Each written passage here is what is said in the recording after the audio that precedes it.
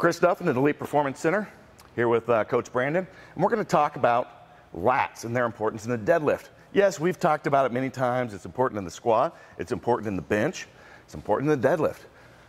They never actually lift anything for us in any of the movements, but they're huge as a stabilizer in moving the tension and forces to the correct areas. So what we do is we're not actually, so go ahead and hang your hands to your side for a second. You've got this space right back here at the back of the armpit. Brandon's not very sweaty, so I'm going to stick my hand here and say, crush my finger, crush it, boom. He didn't really move or retract his shoulder blade much at all, but did you see this tension up? This is now hard. We're going to soft over there, okay, and tight. So in the conventional deadlift, it's really easy to think about basically taking that bar and bending it around you this way. Same thing we do in the squat, where we bend the bar down this way to engage with our lat pull down.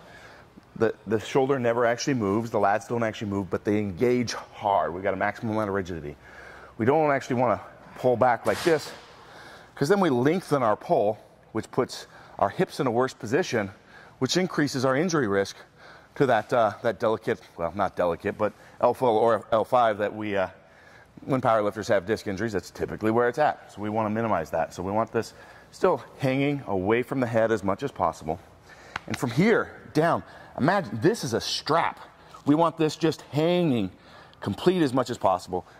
The arms aren't doing anything. We're gripping here, and then from here we engage. Boom.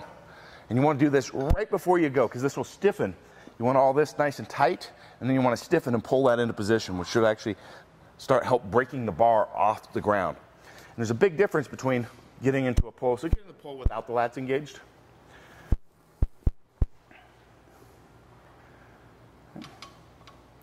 Now watch this. Engage those lats. Boom. Do you see what the bar, his back position, all that did? And you're going to feel it. Go ahead and let loose. Yep. It's very minor. This whole structure only shifted maybe like an inch. Go ahead and do it again. Boom. There we go. See, now we've got this huge stacked torso, tight shoulders, hips right there. He's ready to just fire those hips through. Go ahead. Boom. Wedge those fucking hips under the bar. Okay? That's what we're looking for. Go ahead and pull it with the loose lats.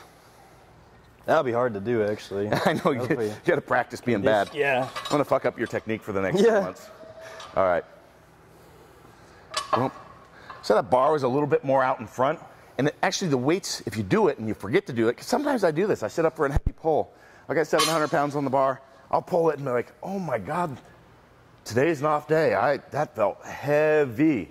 And like, I didn't even think about engaging the lats, because rep number 2 felt great. And that's the thing, you know, think about that second rep on the deadlift. A lot of times it's way easier, because they're already rigid and hard. Your hips go into optimal position. You're already loaded tight. So those are the things that we think about and try to do on our setup. We want to create that same tension without we don't have that eccentric loading like you do on your second rep. So we try to set that up on our first one. Some people set up really lower so they can pull into it and get that loading. There's a lot of different ways to it, but that's what we want to do. And then same thing, crank that in right there after you've got all this. Because if you lock this first, you won't be able to get all this into position, because this will be too tight. This is the last thing that we want to do, is you pull in. Boom! Right there, right as you're ready to go. And you can see how it actually, all this stayed in position, and it actually pulled that bar up, pulled his torso up, and put it right on top of his hips, and he was ready to punch those hips through and finish the lift. So hugely important. You forget this, and you're going to be out there on a conventional. Boom! Right here. Oh God! Versus here, here, here. Big difference, okay? Same thing on the sumo. And that weight is going to feel like it's going to crush you if you get close to maximal weights, if you don't add that rigidity in from those lats.